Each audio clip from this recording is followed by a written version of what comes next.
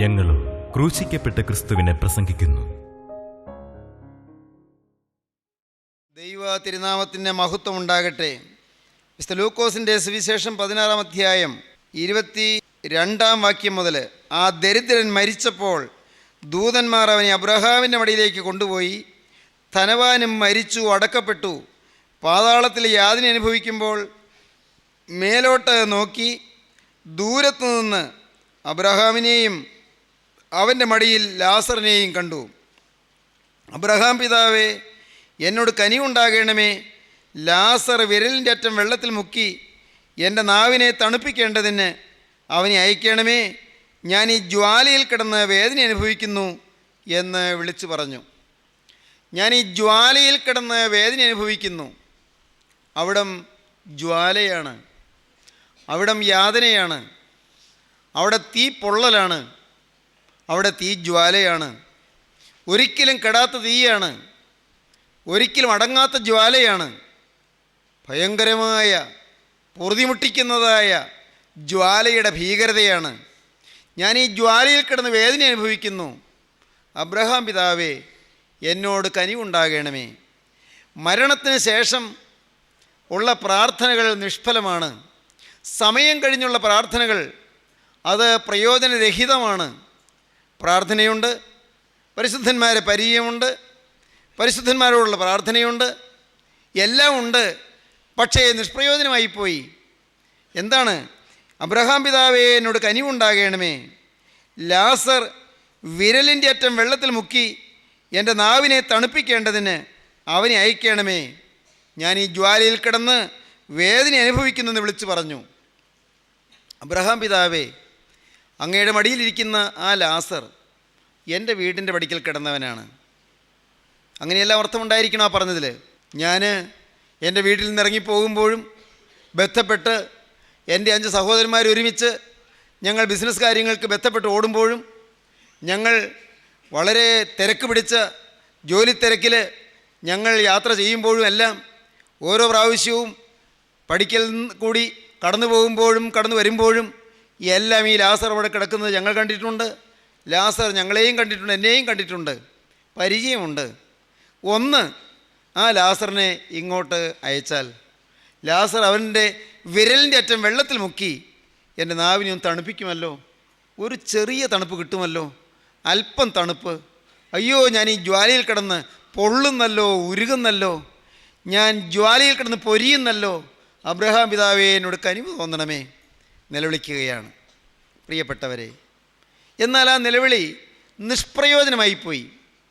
അത് പ്രയോജനപ്പെട്ടില്ല. എന്തുകൊണ്ടാണത്? അബ്രഹാം പിതാവ് പറയുകയാണ്, മകനെ, നിൻ്റെ ആയുസ്സിൽ നീ നന്മയും ലാസർ കൊണ്ടും തിന്മയും പ്രാപിച്ചു എന്ന് ഓർക്ക. ഇപ്പോൾ അവനിവിടെ ആശ്വസിക്കുന്നു, നീയോ വേദന അനുഭവിക്കുന്നു. അത്രയുമല്ല, ഞങ്ങൾക്കും നിങ്ങൾക്കും നടുവേ വലിയൊരു പിളർപ്പുണ്ടാക്കിയിരിക്കുന്നു. ഇവിടെ നിന്ന് നിങ്ങളുടെ അടുക്കൽ കടന്നു വരുവാൻ ഇച്ഛിക്കുന്നവർക്ക് കഴിവില്ല, അവിടെ നിന്ന് ഞങ്ങളുടെ അടുക്കൽ കടന്നു വരുവാനും പാടില്ല എന്ന് പറഞ്ഞു. അവിടെ നിന്ന്, ആ പാതാളത്തിൻ്റെ യാതനാസ്ഥലത്ത് നിന്ന് ഞങ്ങളുടെ അടുക്കിലേക്ക് വരാൻ ആർക്കും സാധ്യമല്ല. ഇവിടെ നിന്ന് ആർക്കും അങ്ങോട്ട് കടന്നു വരുവാനും പാടില്ല, സാധ്യമല്ല. കാരണം വലിയൊരു പിളർപ്പ് ഉണ്ടാക്കിയിരിക്കുന്നുണ്ടെന്നല്ല, ഉണ്ടാക്കിയിരിക്കുന്നു വലിയൊരു പിളർപ്പ്. ഞങ്ങൾക്കും നിങ്ങൾക്കും നടുവേ വലിയൊരു പിളർപ്പ്. ഞങ്ങൾക്കും നിങ്ങൾക്കും 2 ചേരിയായി കഴിഞ്ഞു, 2 സ്ഥലത്തായി കഴിഞ്ഞു. ഭൂമിയിൽ ജീവിച്ചപ്പോൾ ഈ ഭൂമിയിൽ തന്നെയാണ്, ഈ ലാസറും ധനവാനും ഈ ഭൂമിയിൽ തന്നെ. ഇപ്പോൾ ഞങ്ങളും നിങ്ങളും എന്ന് പറയത്തക്കവണ്ണം 2 പ്രതലമായി കഴിഞ്ഞു, 2 സ്ഥലമായി കഴിഞ്ഞു, 2 ചേരിയായി കഴിഞ്ഞു, 2 ഭാഗമായി കഴിഞ്ഞു. ഞങ്ങൾക്കും നിങ്ങൾക്കും നടുവിൽ വലിയൊരു പിളർപ്പ് ഉണ്ടാക്കിയിരിക്കുന്നു, വലിയൊരു ഗൾഫ് ഉണ്ടാക്കിയിരിക്കുന്നു. പ്രിയപ്പെട്ടവരെ, ഈ പിളർപ്പ് അവിടെ ഉള്ളതുകൊണ്ട് ഇവിടുന്ന് അങ്ങോട്ട് വരാൻ പാടില്ല, അവിടെ നിന്ന് ഇങ്ങോട്ട് വരാനും സാധ്യമല്ല. പ്രിയപ്പെട്ടവരെ, വളരെ ഗൗരവമാണത്. വലിയൊരു പിളർപ്പ് അവിടെയുണ്ട്. പക്ഷേ പരസ്പരം കാണാം. മൺമറഞ്ഞ് കടന്നു പോകുന്നവർക്ക് പരസ്പരം കാണാൻ പറ്റുന്നു. പക്ഷേ പരസ്പരം ഒരിടത്തുനിന്ന് മറ്റൊരിടത്തേക്ക് കടന്നു പോകാൻ പാടില്ല. എത്ര ദയനീയമായ കാര്യമാണ്! എത്ര വേദനാകരമായ കാര്യമാണ്. അയ്യോ, എൻ്റെ ആയുസ്സിൽ ഞാൻ ജീവിക്കേണ്ടതുപോലെ ജീവിച്ചിരുന്നെങ്കിൽ, എൻ്റെ ജീവിതത്തിൽ സ്വർഗത്തിലെ ദൈവം പ്രസാദിക്കുമാർ ഞാൻ ജീവിച്ചിരുന്നെങ്കിൽ എനിക്കും ഇപ്പോൾ സൗഭാഗ്യദേശത്ത് കഴിയാമായിരുന്നല്ലോ എന്ന് ചിന്ത വരുന്ന സമയമല്ലേ അത്. അതാണ് ആ പല്ലുകടി, നിരാശ. ആ യാതനയുടെ വേദന കൊണ്ട് പൊളയുന്നതാണ് കരച്ചിൽ. അതാണ് കരച്ചിലും പല്ലുകടിയും എന്ന് പറയുന്നത്. ഈ യാതനയുടെയും വേദനയുടെയും കരച്ചിലും നിരാശയുടെ പല്ലുകടിയും ഇനി ഒരു കാലത്തും നേരെയാകാൻ പോകുന്നില്ലല്ലോ, ഒരു കാലത്തും ശരിപ്പെടാൻ പോകുന്നില്ലല്ലോ എന്നുള്ള തിരിച്ചറിവ് വരുമ്പോഴാണ് അയ്യോ, ഇനി ഒരു കാലത്തും എനിക്ക് ആ സൗഭാഗ്യ സ്ഥലത്തേക്ക് എത്താൻ പറ്റില്ലല്ലോ എന്നുള്ള ചിന്തയിൽ നിന്നാണ് നിരാശ കുമിഞ്ഞുകൂടുന്നത്, നിരാശ ഹൃദയം മുറ്റുന്നത്. സഹോദരങ്ങളെ ഓർക്കൂ, ഇങ്ങനെയാണ് പറഞ്ഞത്, ഞങ്ങൾക്ക് നിങ്ങൾക്ക് നടുവേ വലിയൊരു പിളർപ്പുണ്ടാക്കിയിരിക്കുന്നു. ഇവിടെ നിന്ന് നിങ്ങളുടെ അടുക്കൽ കടന്നു വരുവാൻ ഇച്ഛിക്കുന്നവർക്ക് കഴിവില്ല, അവിടെ നിന്ന് ഞങ്ങളുടെ അടുക്കൽ കടന്നു വരുവാനും പാടില്ല എന്ന് പറഞ്ഞു. അതിനവൻ, എന്നാൽ പിതാവേ, അവനെ എൻ്റെ അപ്പൻ്റെ വീട്ടിൽ അയക്കണമെന്ന് ഞാൻ അപേക്ഷിക്കും. ഇങ്ങോട്ടല്ലേ വരാൻ പറ്റാതുള്ളൂ. ഞങ്ങളുടെ നാട്ടിൽ ഭൂമിയിൽ എൻ്റെ അപ്പൻ്റെ വീട്ടിൽ എനിക്ക് 5 സഹോദരന്മാരുണ്ട്. ഇപ്പോഴത്തെ സ്ഥിതിയിൽ ആണ് അവർ ജീവിക്കുന്നതെങ്കിൽ അവർ മരിക്കുമ്പോൾ ഇപ്പോൾ ഞാനീ കിടക്കുന്ന യാതനാസ്ഥലത്ത് തന്നെ അവരും വരും. ഇപ്പോൾ അവർക്കതൊന്നും അറിയാൻ പാടില്ല. ഇങ്ങനെയൊരു വലിയ അപകടത്തിലാണ് ചെല്ലാൻ പോകുന്നതെന്ന് അവർക്ക് അറിഞ്ഞുകൂടാ. അവരവിടെ ആഘോഷത്തോടെ ശവമടക്കം കഴിഞ്ഞ് അവരിപ്പോൾ വിശ്രമിക്കുകയായിരിക്കും. അവരിപ്പോൾ അവിടെ വളരെ കേവലമായ ധർമ്മസൽക്കാരങ്ങളെല്ലാം കഴിഞ്ഞ്, അനുശോചന സന്ദേശങ്ങളെല്ലാം കഴിഞ്ഞ്, അനുശോചന യോഗങ്ങളെല്ലാം കഴിഞ്ഞ് അവർ വിശ്രമിക്കുകയായിരിക്കും. അവർക്ക് വേറെ ജോലി തിരക്കുണ്ട്. എൻ്റെ ആത്മാവ് അവിടെ പൊരിയുകയാണ് എന്ന് അവരുണ്ടോ അറിയുന്നു. അവരും ഇങ്ങോട്ട് തന്നെ വരും. അവർ മരിക്കുമ്പോൾ ഇവിടെ തന്നെ വരും. എനിക്ക് 5 സഹോദരന്മാരുണ്ട്. അവരും ഈ യാതനാസ്ഥലത്ത് വരാതിരിപ്പാൻ അവൻ അവരോട് സാക്ഷ്യം പറയട്ടെ. അവനെ എൻ്റെ അപ്പൻ്റെ വീട്ടിൽ അയക്കണമെന്ന് ഞാൻ അപേക്ഷിക്കുന്നു. ഈ ലാസർ ചെന്ന് ഒരു സാക്ഷ്യം പറയട്ടെ. ഭൂമിയിൽ ജീവിച്ച കാലത്ത് സാക്ഷ്യം പറയുക എന്ന് കേൾക്കുമ്പോഴേക്കും അലർജി വരുന്ന ഒരു മനുഷ്യനായിരുന്നിരിക്കണം. സാക്ഷ്യം പറയുക, അതൊക്കെ സുറിയാനി സഭയിലുള്ളവർക്ക് ചേർന്നതാണോ സാക്ഷ്യം? ഈ സ്തുതിക്കുക, സാക്ഷ്യം പറയുക, അതൊക്കെ പുരാതന സഭകളിൽ, അത് പൗരസ്ത്യ സഭകളിലൊക്കെ ഉള്ളവർക്ക് അതൊക്കെ ചേർന്നതാണോ? നവീകരണ സഭയിൽപ്പെട്ടവരൊക്കെ ഇതൊക്കെ പറയട്ടെ എന്നുള്ള ചിന്താഗതി ആർക്കെങ്കിലും ഉണ്ടോ? പ്രിയപ്പെട്ടവരെ, ഇവിടെ യാതനാസ്ഥലത്തെത്തി എരിവരിക്കൊള്ളുമ്പോൾ ആ ധനവാൻ പറയുന്നത് ഒരു സാക്ഷ്യം പറഞ്ഞു കേൾക്കാനാണ്. അയ്യോ, എൻ്റെ സഹോദരന്മാരെങ്കിലും ഒരു സാക്ഷ്യം കേൾക്കട്ടെ. ഈ ലാസർ നേരിട്ട് ചെന്ന് സാക്ഷ്യം പറയട്ടെ. ലാസർ ഭൂമിയിൽ ചെന്നിട്ട് അവിടെ എൻ്റെ 5 സഹോദരന്മാരോട് ഒന്ന് പറയട്ടെ, നിങ്ങളുടെ സഹോദരൻ മരിച്ചില്ലേ, ഇപ്പോൾ യാതനയിലാണ്, ഞാൻ നേരിട്ട് കണ്ടിട്ടാണ് വരുന്നത്, ഇപ്പോൾ എരിവരിക്കൊള്ളുകയാണ്, ഒരിറ്റ് വെള്ളത്തിന് വേണ്ടി കൊതിക്കുകയാണ്, കിട്ടാൻ സാധിക്കില്ല. അബ്രഹാം പിതാവിനോട് യാചിച്ചു നോക്കി, എന്നെ അങ്ങോട്ട് ഒന്ന് അയക്കാനായിട്ട് അപേക്ഷിച്ച് നോക്കി, എൻ്റെ വിരലിൻ്റെ അറ്റം വെള്ളത്തിൽ മുക്കി നാവിനെ തണുപ്പിക്കേണ്ടതിന് ഒന്ന് അയക്കണമെന്ന് അപേക്ഷിച്ച് നോക്കി. നിങ്ങൾക്കെന്നെ പരിചയമില്ലേ? ഞാൻ ഈ പടിപ്പുരയ്ക്കൽ കിടന്നവനല്ലേ, വ്രണം നിറഞ്ഞ് കിടന്നവനല്ലേ? നിങ്ങളുടെ സഹോദരൻ മരിച്ചുപോയ ആ ധനവാനും അതുപോലെ തന്നെ പരിചയമുള്ള ആളല്ലേ? ആ ആൾ എൻ്റെ കയ്യിൽ വ്രണം നിറഞ്ഞ കൈകൊണ്ട് ഇപ്പോൾ ആ കൈകൊണ്ട് വെള്ളം നാവിൽ വെച്ച് കൊടുക്കണമെന്ന് പറയുമ്പോൾ അദ്ദേഹത്തിൻ്റെ വറുതി നിങ്ങളൊന്ന് ഊഹിച്ചു നോക്കൂ. ഇപ്പോൾ എൻ്റെ കയ്യിൽ വ്രണമൊന്നുമില്ല, ശരി, എങ്കിലും അന്നത്തെ ആ കൈ കണ്ടിട്ടുള്ള ആൾക്ക് അറപ്പ് തോന്നുകയില്ലേ? എൻ്റെ കൈ കൊണ്ട് വിരൽ വെള്ളത്തിൽ മുക്കി വെള്ളം വായിൽ തൊട്ട് കൊടുക്കുക എന്ന് പറഞ്ഞാൽ എന്തുകൊണ്ട് സാധിച്ചു? അങ്ങനെ പറയാൻ സാധിച്ചു. അത്ര എരിവരിക്കൊള്ളുകയാണ്. ഞാൻ നേരിട്ട് കണ്ടിട്ടാണ് വരുന്നത്, ഞാൻ അറിഞ്ഞിട്ടാണ് വരുന്നത്. അയ്യോ, നിങ്ങളും യാതനാ സ്ഥലത്ത് പോകാതിരിപ്പാൻ നിങ്ങൾ കരുതിക്കൊള്ളണമേ എന്ന് ഒരു സാക്ഷ്യം പറയണം. ഇതാണ് ധനവാൻ്റെ ആഗ്രഹം. അവരും ഈ യാതനാ സ്ഥലത്ത് വരാതിരിപ്പാൻ അവൻ അവരോട് സാക്ഷ്യം പറയട്ടെ എന്ന് പറഞ്ഞു. അബ്രഹാം അവനോട്, അവർക്ക് മോശയും പ്രവാചകന്മാരും ഉണ്ടല്ലോ, അവരുടെ വാക്ക് അവർ കേൾക്കട്ടെ എന്ന് പറഞ്ഞു. അബ്രഹാം പിതാവ് പറഞ്ഞു, വേണ്ട, അവിടെ ദൈവത്തിൻ്റെ വചനം പറയാനുള്ള പ്രവാചകന്മാരുണ്ട്, മോശയെപ്പോലുള്ള പ്രവാചകന്മാരുണ്ട്, മറ്റ് പ്രവാചകന്മാരുണ്ട്. ദൈവത്തിൻ്റെ തിരുവചനം നാവിൽ ലഭിച്ച് ദൈവത്തിൻ്റെ തിരുവചനം ഉൾക്കൊണ്ട് ആ തിരുവചനം ജനത്തെ അറിയിപ്പാൻ സമർപ്പണമുള്ളവരും ദൈവനിയോഗമുള്ളവരുമായ പ്രവാചകന്മാർ ഭൂമിയിലുണ്ട്. അവരുടെ വാക്കല്ലേ നിൻ്റെ സഹോദരന്മാർ 5 പേര് കേൾക്കണ്ടേ? അതല്ലേ കേൾക്കേണ്ടത് എന്ന് അബ്രഹാം പിതാവ് പറഞ്ഞു.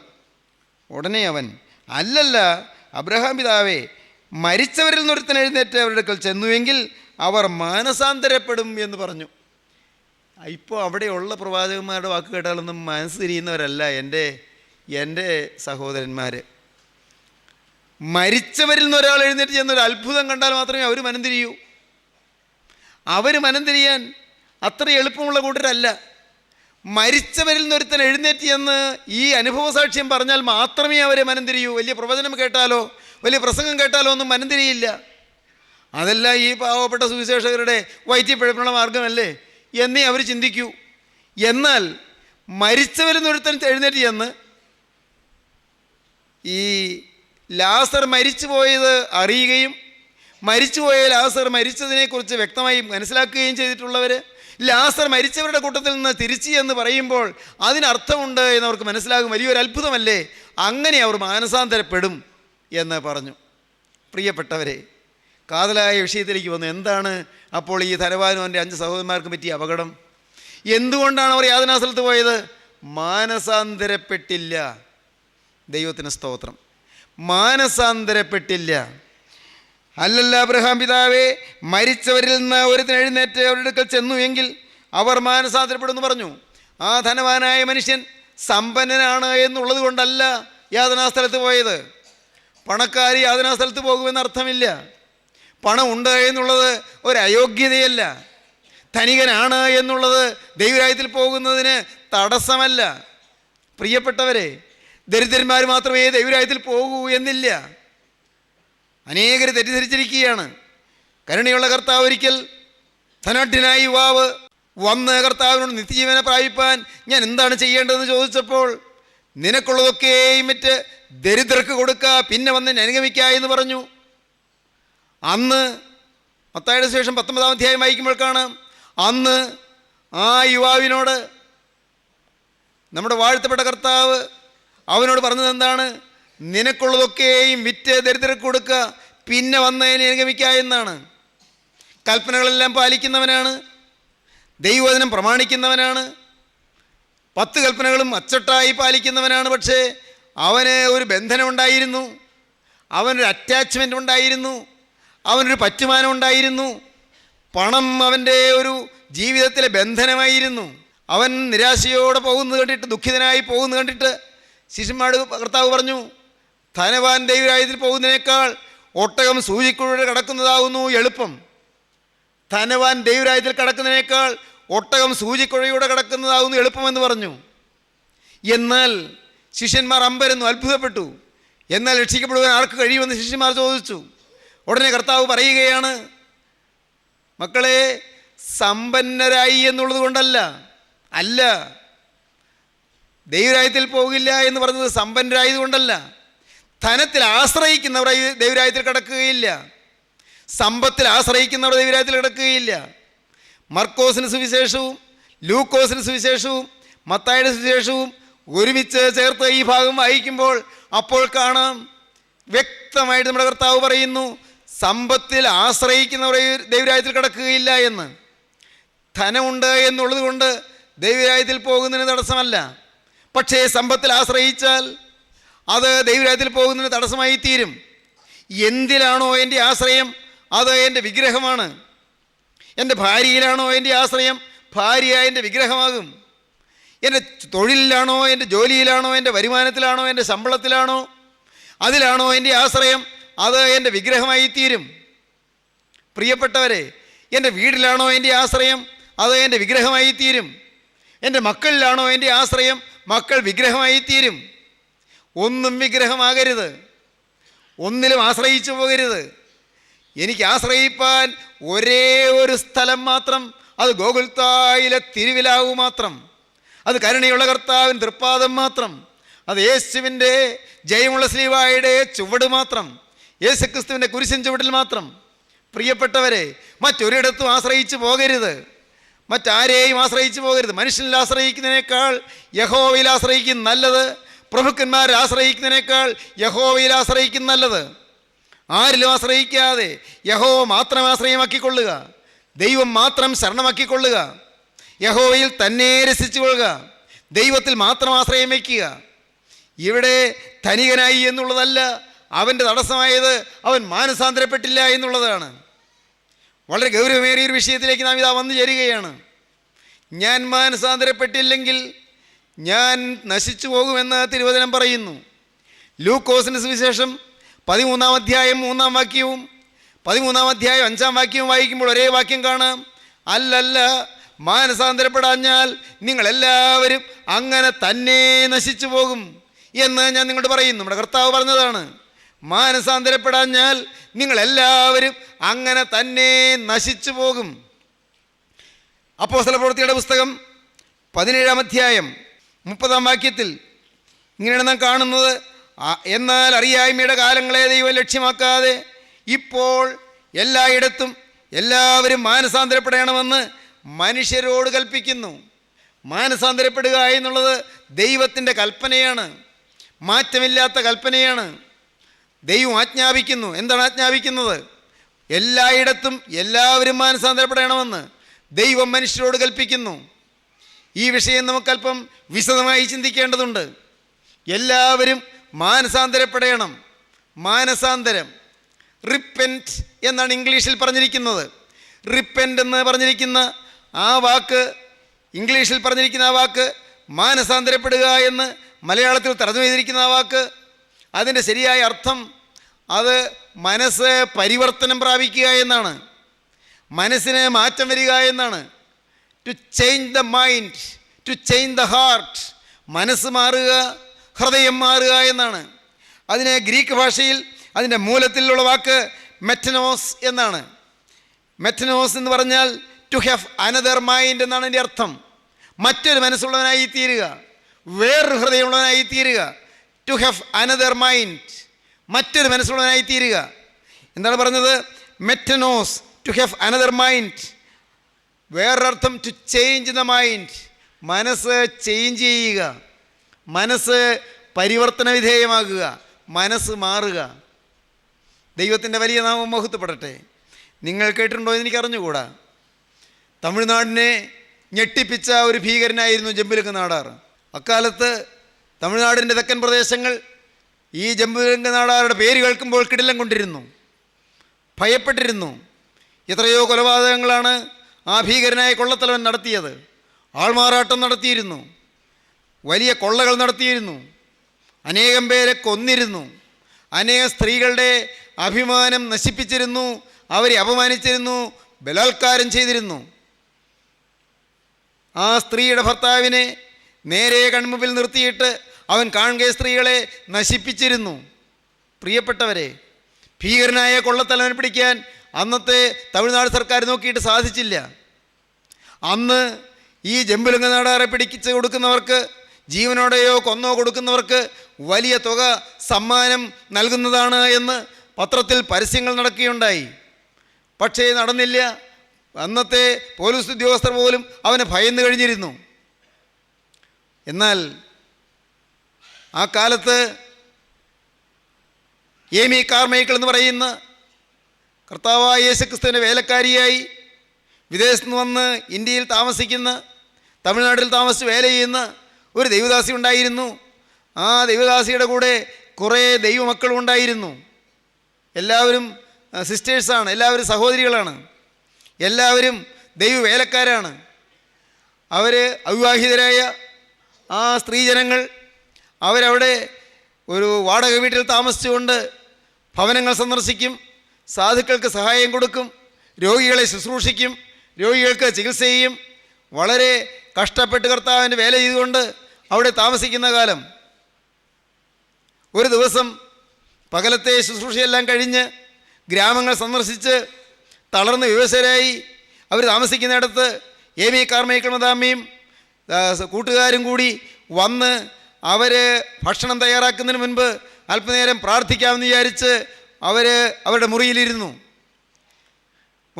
പാട്ടുപാടി സ്തോത്രം ചെയ്തു. അവർ തിരുവചനം വായിച്ചു, പ്രാർത്ഥിക്കാൻ ആരംഭിച്ചു. അന്നത്തെ പത്രത്തിൽ ജംബുലിംഗ നാടാരെക്കുറിച്ചുള്ള ഞെട്ടിപ്പിക്കുന്ന കഥകളുണ്ടായിരുന്നു.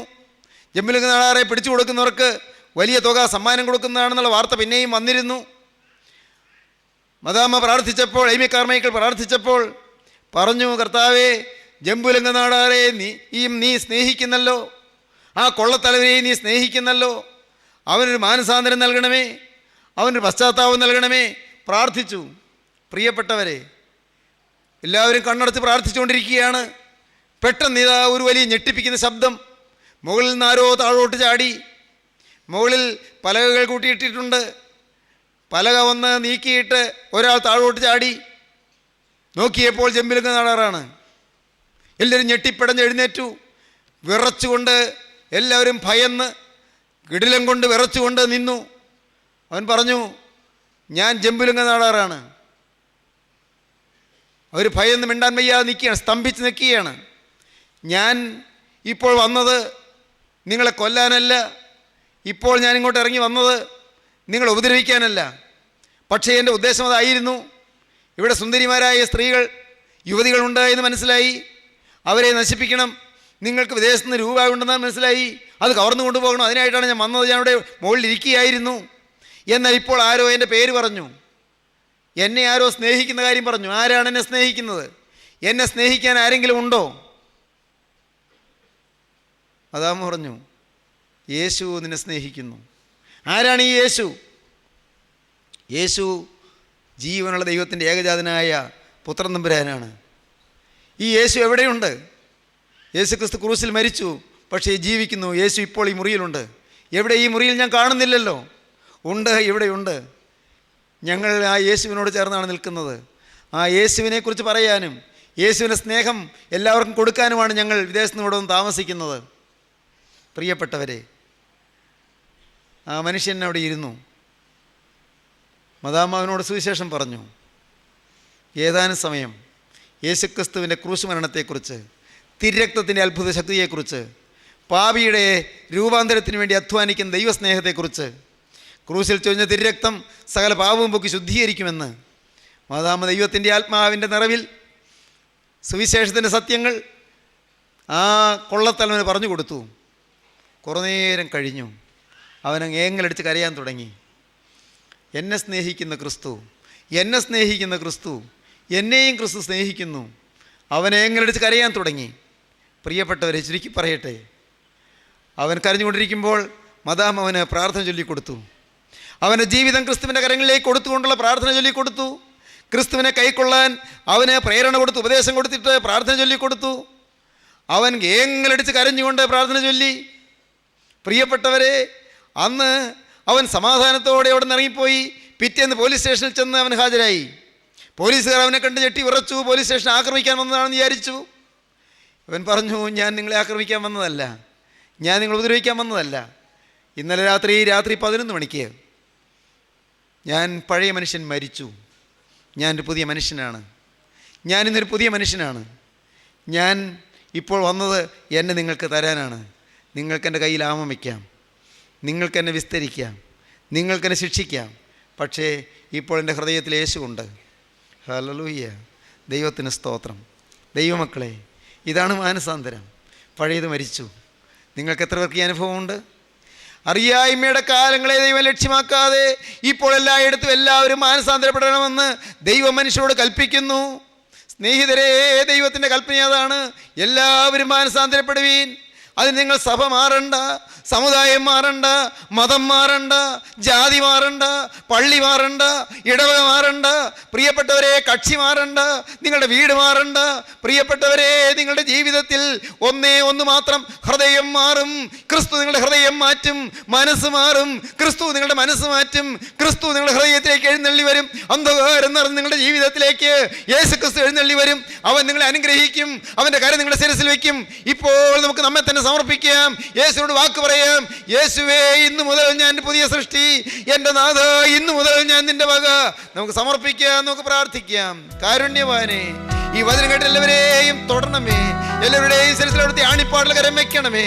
എല്ലാവരെയും തൃക്കരം അവിടുന്ന് വെച്ച് അനുഗ്രഹിക്കണമേ കർത്താവേ. രോഗങ്ങൾ മാറ്റണമേ, സ്വഭാവം മാറ്റണമേ, പാപബന്ധനങ്ങൾ അഴിക്കണമേ, ശാപദോഷങ്ങൾ മാറ്റണമേ, ദുരാത്മ ഭീതികൾ അകറ്റണമേ, ശത്രുവിന്റെ എല്ലാ കെടുതികളിൽ നിന്നും മോചനം നൽകണമേ, കുടുംബ സമാധാനം അയക്കണമേ, എല്ലാവരെയും വാഴ്ത്തണമേ, എല്ലാ നന്മകളാലും നിറയ്ക്കണമേ, യേശുക്രിസ്തുവിന്റെ വരവിന് വേണ്ടി ഒരുക്കണമേ, യേശുവിൻ നാമത്തിൽ തന്നെ ആമീൻ.